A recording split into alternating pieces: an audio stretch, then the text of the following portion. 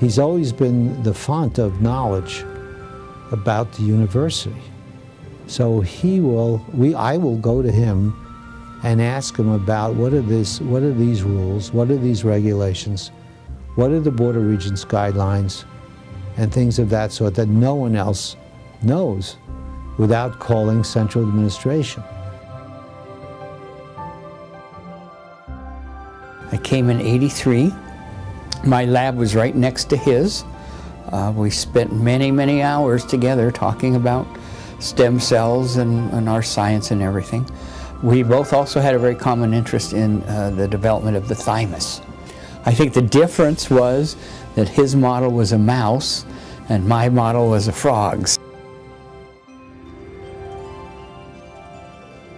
He's been a super administrator from a faculty standpoint because he's been the go-to guy on a whole bunch of things, and he was very, very helpful in giving out sage advice, particularly when the whole stem cell controversy broke out in Nebraska, and but a lot of things. You know, if there's an issue comes up where there's not a obvious solution, then he's the guy I go to for advice.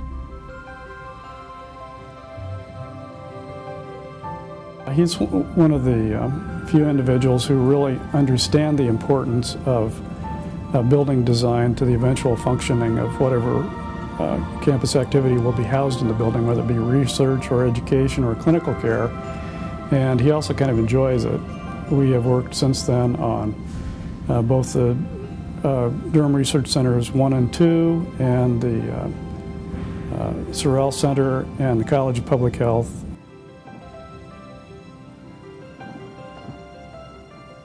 He recently came up with a Ford Mustang, which he can tell you the history of, but he can trace it back to when he was a young man in Iowa and had a Ford Mustang and actually had to sell his Ford Mustang because he had to go to Vietnam. He got drafted and whatnot. And because of a whole bunch of different circumstances, he came across that Mustang not too many years ago and ended up buying it and brought it back to Nebraska and keeps it at his house. And about the same time he did that, I was able to fulfill a lifelong dream, and I bought myself a Corvette. So here we are, these two old guys living on this street, both of us with these rather youthful sports cars.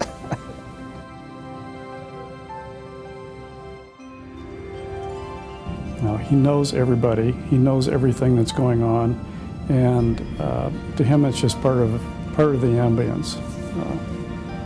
It's not like there's a big ego involved with Dave, it's just wisdom pours forth. So it's really been fun to work with him, and we'll miss him a lot.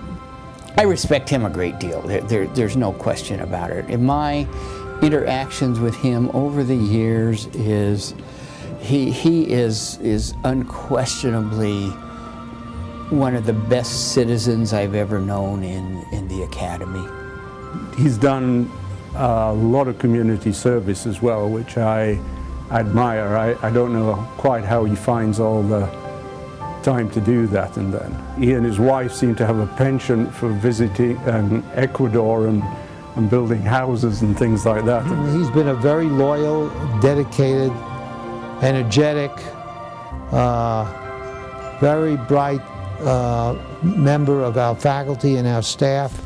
Was a great teacher in the Department of Anatomy, and he's done a phenomenal job for the medical center and the university over the time he's been here.